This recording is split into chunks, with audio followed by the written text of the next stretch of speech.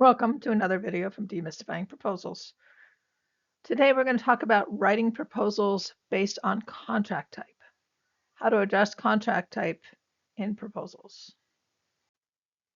The program management section of the proposal should explain how you will manage the work. Much like the technical approach, the management approach should include the steps you take to manage a program, especially if it's a complex one. Do you use PMBOK? Do you use CMMI? Do you use another management framework? Why? How has it worked for other customers? Again, proof points are important for the management approach, just like they're important for the technical approach. How have you done this work before and how has it been successful for other customers? Got to be in management, just like it was in technical. Do you have a quality assurance program? Do you have, if there's multiple teams on your that you're proposing, how will they be managed and who will manage them?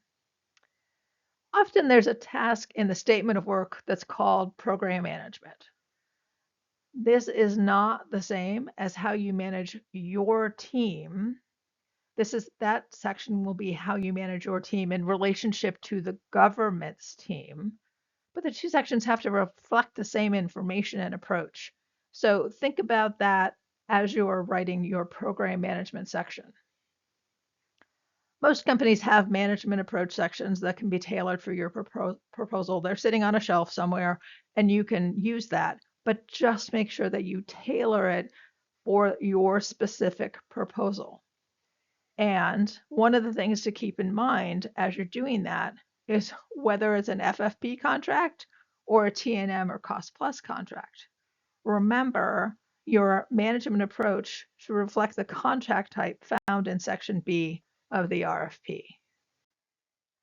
So if the contract in section B, it says it's a firm fixed price contract, those, again, as we talked about in technical approach, are driven by deliverables. Again, companies usually get paid when they deliver the deliverable on time and well done. The government should primarily use FFP contracts when the scope of the contract is well defined. Again, this is the same information that we said at the technical approach section. So your proposal's management approach should explain how you will meet the deliverables schedule. Your proposal's management approach should address how you will ensure the deliverables are of good quality. Your proposal can include organizational charts and talk about personnel, but that aspect of the proposal is probably not as important as making sure that you're meeting the deliverable schedule. Be sure to address your program manager's experience or expertise with FFP contracts, assuming he or she has that experience. Your key personnel should be mentioned in relation to deliverables. Every deliverable should be mapped to a member of your team who is responsible for that deliverable, or vice versa. If you want to talk about the deliverables and then map them to the people, whichever way you want to do it, just so make sure that somebody has ownership of each deliverable. And make sure that the responsible person isn't always the program manager. Sometimes people have a tendency to just make the program managers in charge of all deliverables. Well, of course he is or she is, but somebody else should also be involved or taking responsibility for the deliverables. And then again, be sure to review not only section C, but also section B and how you will be paid. I can't emphasize this enough. In section B in the CLIN structure, they will talk about how you will be paid, and you have to be sure that your cost volume and your management approach and your technical approach all reflect the CLIN structure and each other. As we talked about for technical approach, cost plus and T&M contracts are usually more driven by the expertise of the personnel. And the scope may not be entirely defined yet, or how the work gets done may be driven more by what you're proposing. It may not be driven by what the government is requiring. So your proposal's management approach should include organizational charts and talk about personnel. The key personnel should be mentioned in relation to their expertise in the subject matter.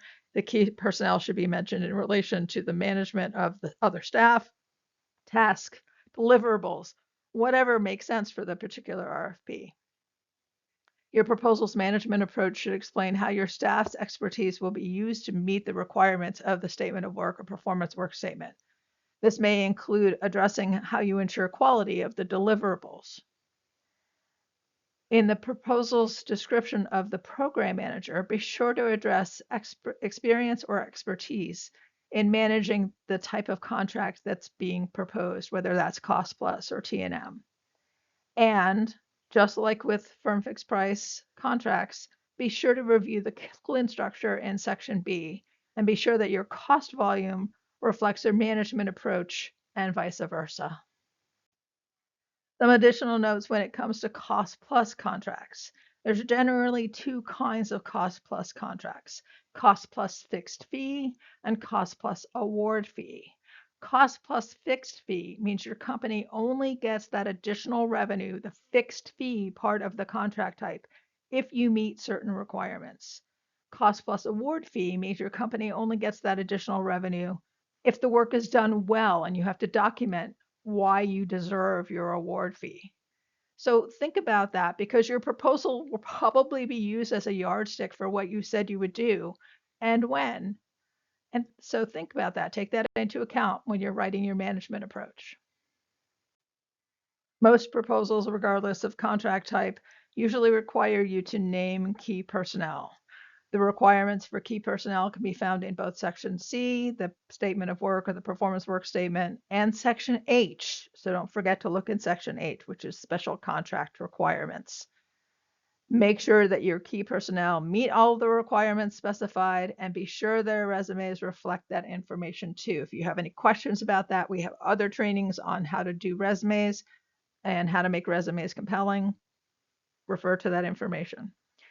If you can't meet all of the requirements, then consider asking a question. But remember, questions get answered publicly and you may not get the answer that you like. So it's better to have all your key personnel meet all of the requirements rather than trying to get a key personnel requirement changed. Most proposals require an explanation of proposed staffing. Like program management, your proposed staffing should reflect the contract type. If the RFP doesn't include hours for each labor category, you may have to explain why your staffing mix is what it is. So don't forget to revisit your staffing section after you finish the proposal pricing, because things may have changed based on your price to win. In the case of cost plus and T&M contracts, your staffing will be even more important. So be sure to emphasize that you know where to find more staff or replacement staff if needed. We hope you enjoyed this video from Demystifying Proposals. Thank you for your time.